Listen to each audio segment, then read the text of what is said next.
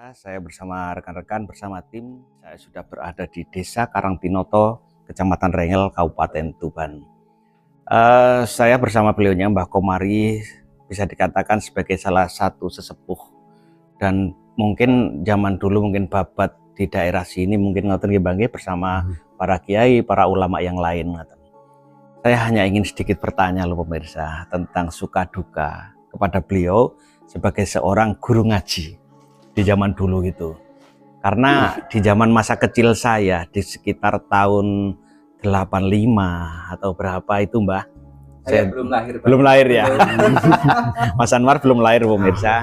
Jadi waktu saya ngaji itu saya sampai pernah ditempeleng. Saya pernah dibukul sama garisan kayu, pernah sama antena radio yang lama itu Mas. Itu Mbah yang sapu besar. Juga, Bang. Iya, sapu, saking nakalnya saya. Tapi dengan seperti itulah pemirsa, alhamdulillah saya bisa mengaji. Setidaknya saya bisa membaca alif ba ta dan yang lain. Ya berkat kekerasan dari guru-guru ngaji saya dulu itu. Kalau seandainya dulu itu tidak seperti itu, mungkin sampai sekarang pun mungkin saya Al-Fatihah aja mungkin nggak hafal gitu loh. Mungkin Mbah Komari itu mempunyai cerita atau apa ya, suka duka di zaman dulu panjenengan itu di saat ngajar mengaji, ataukah memang dulu di sini itu awalnya bagaimana gitu loh Mbah? Bisa diceritakan Mbah.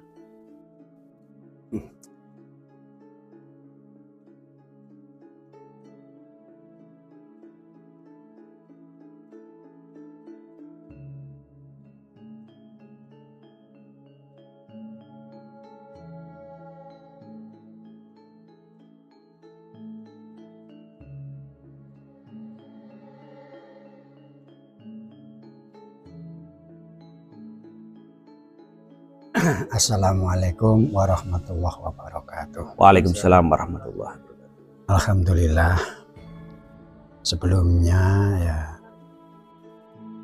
ada kurang dan lebihnya cerita yang saya alami ini, minta maaf. Okay. Memang kalau kita mundur ke depan, ke belakang, Okay. pada waktu dulu itu kira-kira tahun 91, ya tahun 90-an lah, Iya. kan 90-an, itu saya sudah mulai merintis mendidik. Ya bisa dikatakan mulai ikut terjun di bidang pendidikan agama. Bersama para kiai-kiai yang lain. sepuh yang lain. Iya. Dan pada waktu itu yang termasuk sesepuhnya Karangpinoto ini di dusun ini, Okay. Sambung Rejo ini, namanya Mbah Kiai Haji Masyuri. Tapi waktu itu karena saya ingin menyebarkan lebih luas, bukan hanya fokus di desa Sambung Rejo ini, saya keluar dari Sambung Rejo ini menuju dusun yang lain. Dusun yang lain. Yakni di desa dusun Tempes sana. Dan ketepatan pada waktu itu saya juga langsung berumah tangga di sana gitu. Ya kasarnya Pak Lek saya yang ada di sana itu enggak punya anak, saya diambil gitu untuk berjuang di sana, dijodohkan dengan keponakannya di sana juga. Nah, kalau memang semuanya sudah rencananya Allah seperti itu ya Mbak. Mungkin ya? begitu. Kan saya sebelumnya juga tidak pernah ada angan-angan untuk atau niatan. Gitu. Begitu saya pulang dari pesantren, ya, tak pe anak. Oh gitu. Nah, saya kasihan, balik saya nggak punya anak, ya bisa dibilang harta bendanya agak banyak. Bagaimana ini nantinya? Ini saya kelola.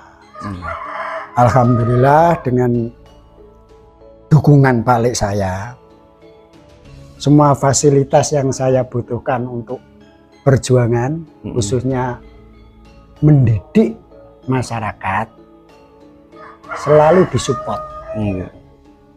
Termasuk bikin musola, Bah, langgar itu? Bikin musola. Musola itu waktu dulu, ya memang Allah Ta'ala merencanakan begitu. Enggak pernah terpikir apa-apa, ada pohon besar dulu itu bahan, kalau di sini kata Mauni. Bukan, salam Nggih. ya. Nggih tahu Mbah. Salam. Besar sekali, tiba-tiba roboh dengan sendirinya, nggak ada hujan, nggak ada angin, roboh. Nah, terus digunakan untuk apa? Sebagai langgar ya, zaman dulu langgar. Belum ngetren seperti sekarang musola. Dulu langgar kan, itu langsung dipotong, satu pohon satu itu bisa saya buat langgar 5 meter persegi. Besar ya Pak? Besar pohonnya. Kalau dirangkuli orang 3 atau 4 itu masih belum cukup ya? Baru bisa ya Mbak ya? Besar sekali. Sampai geladak-geladaknya itu saya buat semuanya dari papan itu ya? Semua dari papan itu. Saya suruh buat 3 cm. Tebal 3 cm. Sampai sekarang masih di sana ada.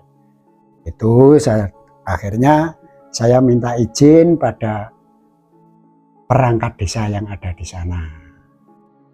Yang ada di sana kan kepala desanya Karangtinoto ini ada di Tomerto, sementara yang di dusun sana kepala dusun. Kepala dusun ya.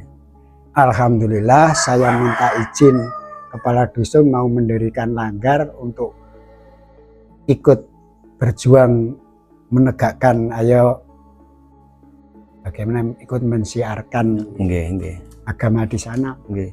Begitu kepala dusun itu saya minta izin, semangatnya bukan main. Alhamdulillah, yo iki sing tak arep-arep siahono ya ini. Wis opo wae ono opo wae wis sampean ora sah reno-reno. Aku orang yang pertama akan membantu dan apa ya istilahnya mensupport sekaligus memfasilitasi, membentengi saya. Langsung di garis depan.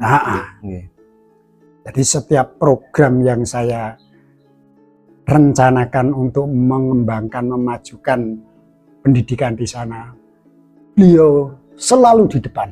Padahal zaman itu segala sesuatu masih banyak keterbatasan nih Pak. Betul sekali. Bahkan beliau itu yang saya sebut Bapak Kepala Dusun, rumahnya saja bisa dikatakan belum punya. Tapi begitu saya beritahu, saya minta izin untuk berjuang di sana, perjuangan diutamakan. Bahwa kepentingan umum itu kepentingan umum diutamakan. Haji Kasadi yang di sana kan itu mulai awalnya begitu. Akhirnya setelah ada langgar berdiri, ya anak kecil-kecil dulu saya tampung. Kan prinsip saya kalau anaknya bisa berkumpul di tempat pengajian, sedikit demi sedikit orang tuanya kan akan ikut. Ya akhirnya begitu. Ngapunten, kalau dalam mungkin saya pernah mendengar cerita katanya di daerah situ tuh awalnya sama sekali nggak mengenal seperti itu ya Mbak? Betul sekali. Kan sampai namanya orang banyak ya. Saya pertama kali ke situ itu ya ada yang istilahnya ya rasan-rasan lah. Lah sing tiga andalan lopo kene iki daerah kaya ngene. Puasa Ramadan itu orang satu dusun itu enggak ada yang puasa. Dengan kan sholat itu ya bisa dihitung jari. Bisa dihitung jari. Sesepuhnya dulu itu Mbah Sabit. Itu kalau Jumatan di Bongjo sini. Karena di sana nggak ada masjid. Jumatannya di Bongjo sini. Itu orang sepuh tapi ya sesepuhnya sana tapi dia tidak berpendidikan. Cuma dia berpegang teguh pada sesepuhnya leluhurnya lebih dulu itu. Sholat 5 waktu jangan ditinggalkan. Jadi ilmunya orang sepuh kan akhlak, yang penting sholat laksanakan rutin aktif kan. Ada asarnya sendiri. Akhirnya Pak? Akhirnya sedikit demi sedikit orang tua bisa ikut ke langgar. Ya agak saya akali.